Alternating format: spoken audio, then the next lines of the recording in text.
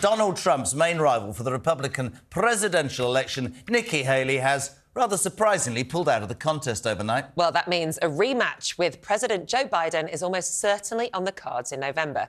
Trump is calling for a debate with his opponent, despite not taking part in them during the Republican primaries. There's only one person to speak to, Freddie Gray, deputy editor of The Spectator and host of The Spectator's Americano podcast. Freddie, welcome. Here's what pronunciation of Americano. Did you like that? Don't Look at you. Where have you come from? A late-night jazz show in your velvet jacket, sir? You're looking very smart. I was in bed nice and early for this show. Good man. Freddie, listen, just my thought. Yeah. Yesterday, watching Trump, he reined it back in. It seemed quite calmer. Hear me out. Yes. Am I wrong or right or mad to be thinking that even the man who seemingly doesn't give a damn, and we'll talk about the debates in a minute, is probably thinking, let the dust settle. I might as well get Haley as my running mate, because not only will that, if you like, calm the nerves of the people that followed her, she's a woman, I'm being straight, she can have a run at 2028. It clocks the whole thing up into one. I think that's certainly crossed his mind. I think the people around Trump, in fact, I know that Donald Trump Jr. Is very against him picking Nikki Haley as his running mate. But that's probably because they know he's thinking about it. Because what she does, and what she's proved in these primaries, is that she appeals to a type of voter that he can't get, and that tends to be affluent, suburban. So why wouldn't Donald Trump Jr. want that? Because she is very anti what MAGA, the movement, stands for. She's a neocon.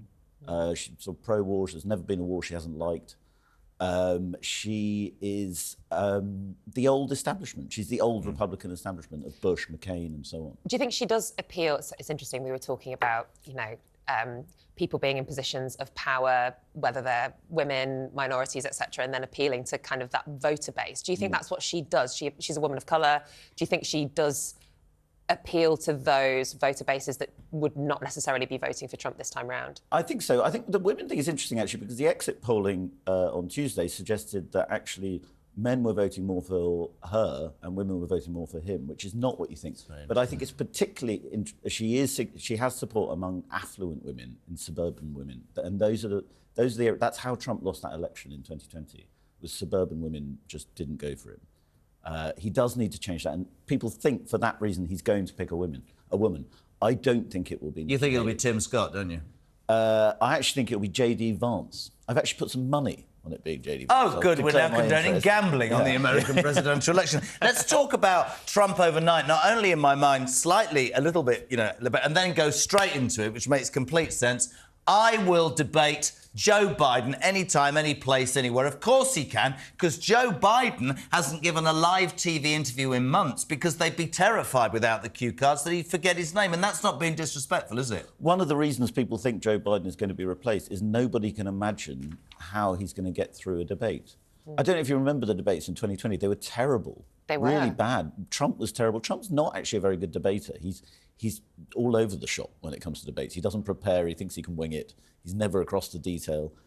That's why I'm so rubbish on this show every morning. That's why we have to use auto cue, Freddie. Fair enough. But sorry, you're saying Biden was an interesting comparison.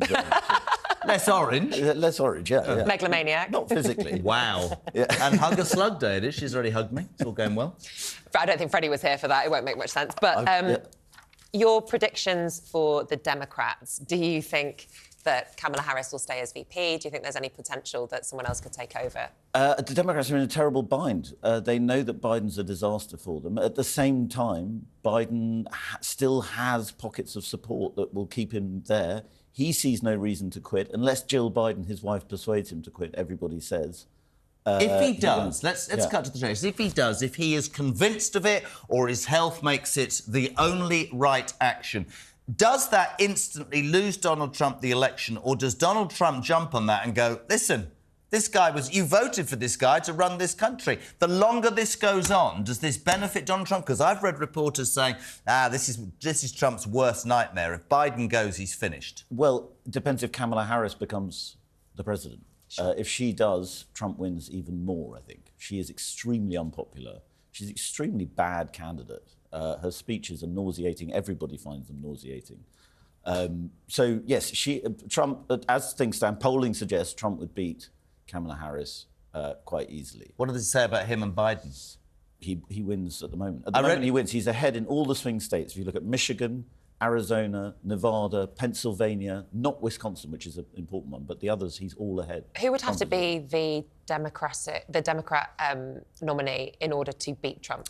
Well, a lot of people talk about Gavin Newsom. I actually don't think he polls that well, but for some reason he's positioned himself as it. There was this guy, Dean Phillips, who is running this sort of slightly gonzo campaign. Oh, yeah, read about it. But his big point, and the people behind him say he would win this election very easily. And they're, Democrats say almost any Democrat other than Kamala Harris. But are we at the point that I feel we're getting to with the Tory party, which is there's no sympathy or desire to get rid of Sunak, because I suspect any protagonist for that job is sitting there, Nick, going, you take the rap.